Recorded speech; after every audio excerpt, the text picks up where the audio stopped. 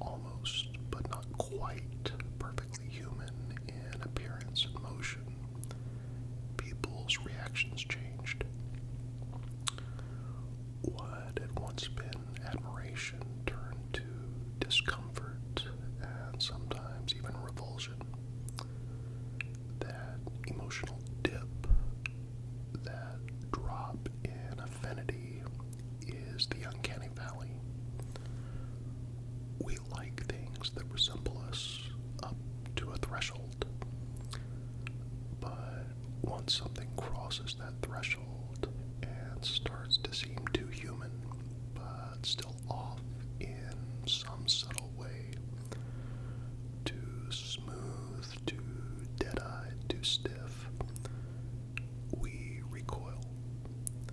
We feel that something's wrong, even if we aren't able to explain it. Now, to understand why that is, we need to understand how hardwired our brains are to detect human faces, gestures, and emotional cues. See, we evolved to read others with precision. Micro expressions, pupil dilation, the way the skin moves over bone and muscle. It's what lets us tell a real smile from a forced fake one, or notice that someone's lying just by how their face might twitch. Our brains are tuned to this data. So when we see a humanoid robot or a digital human that gets most of these things right but fails in one or two areas, say the eyes don't quite track correctly, or the skin texture is a little too waxy, we feel that eerie wrongness. It's like watching a corpse try to smile, or a puppet that almost believes it's alive. This is why early computer-generated humans in movies caused such visceral reactions. I think one of the most infamous examples is the 2004 animated film The Polar Express, directed by Robert Zemeckis. Now, at the time, it was a technological marvel, motion capture animation being pushed to its limits. And despite the effort, though, many viewers found the characters unsettling. The kids in the film had glassy eyes, stiff facial expressions, and there was a strange lack of warmth in their movement. Everything looked almost right, but not quite. And that not quite was enough to drag the entire experience into the uncanny valley. Tom Hanks, who played multiple roles in the movie, came across not as lifelike, but as something more ghostly. The expressions were vague. The skin looked like plastic almost. And just the emotional resonance fell flat, especially compared to the book. We saw this again in Final Fantasy, The Spirits Within, released in 2001. Now, this film attempted to create hyper-realistic human characters entirely with CGI.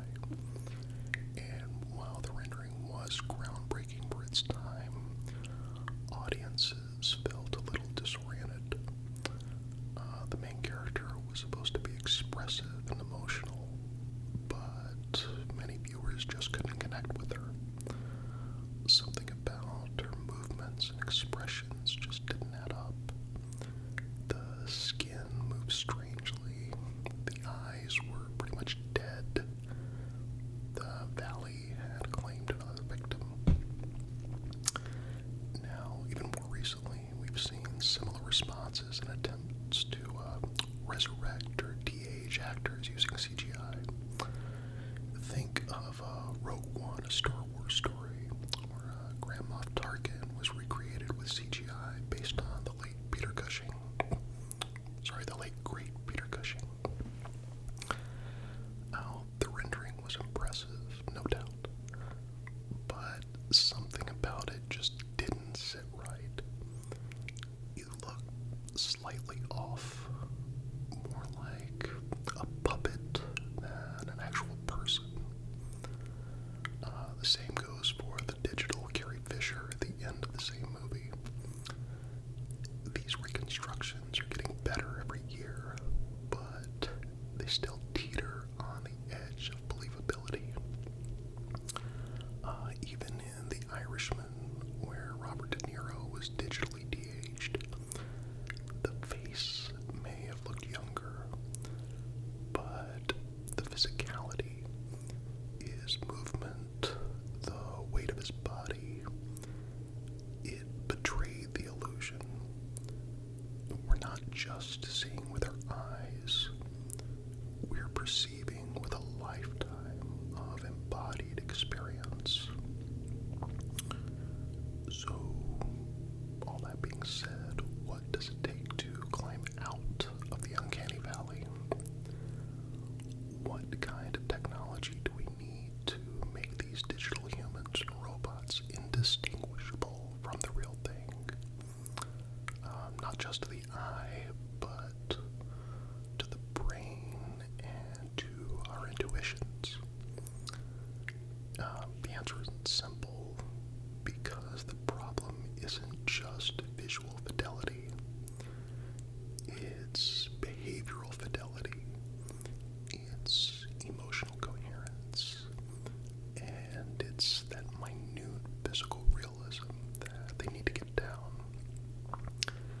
Now, at the most basic level, photorealism starts with the rendering engine.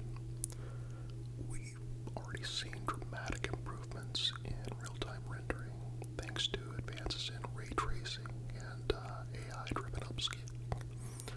Now, ray tracing, which simulates how light interacts with surfaces in a scene, allows for vastly more accurate depictions of skin, hair, reflections, and especially shadows.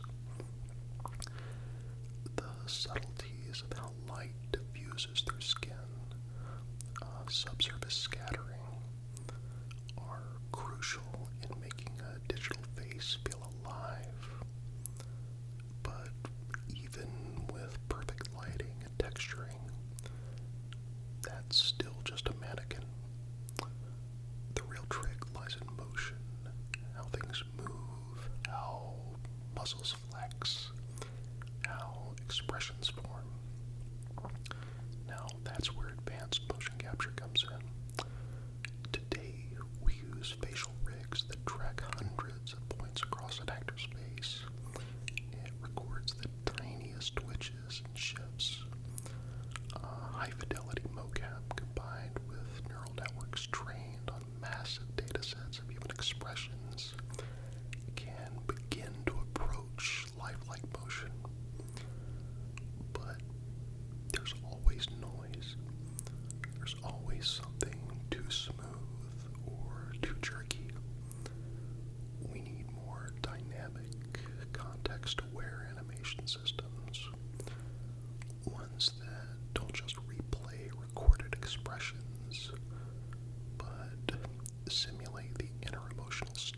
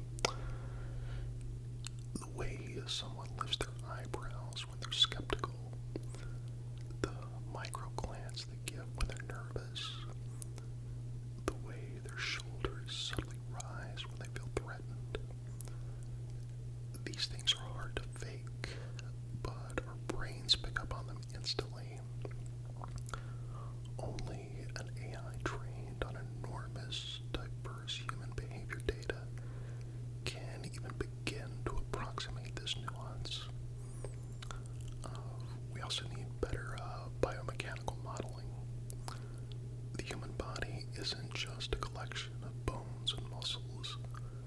It's a system of soft tissues, fluid dynamics, joint constraints, and skin tension. Current physics engines often get things wrong at a small scale.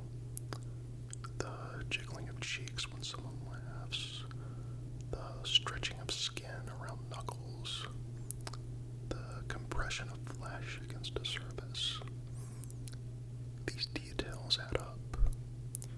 You don't notice them when they're right, but you absolutely notice them when they get them wrong.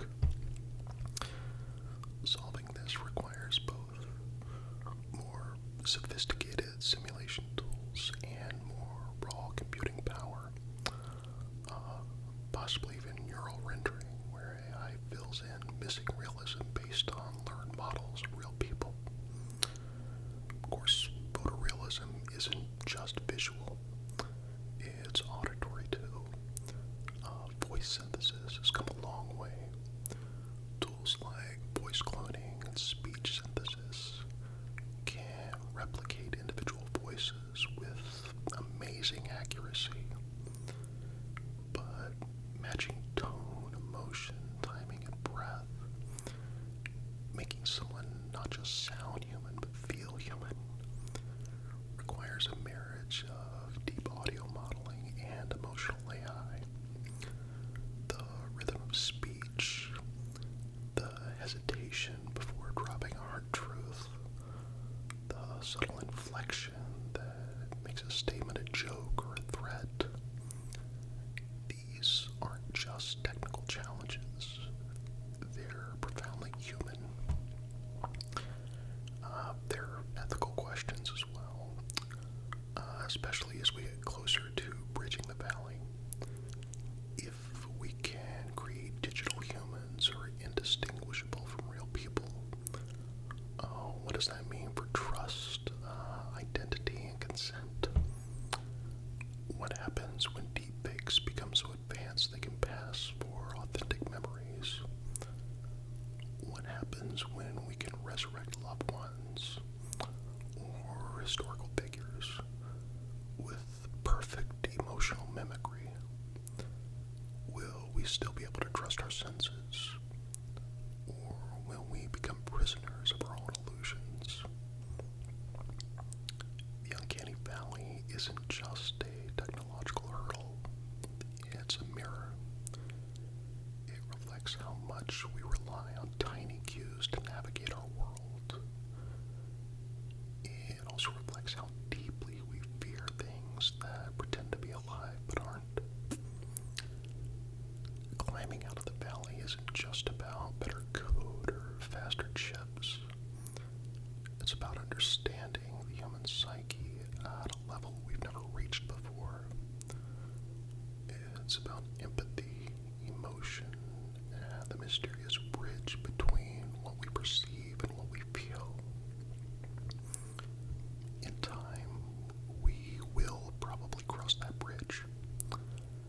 We will reach a point where artificial beings, whether virtual or robotic, no longer cause discomfort because they've surpassed that almost human mark and achieved something fully convincing.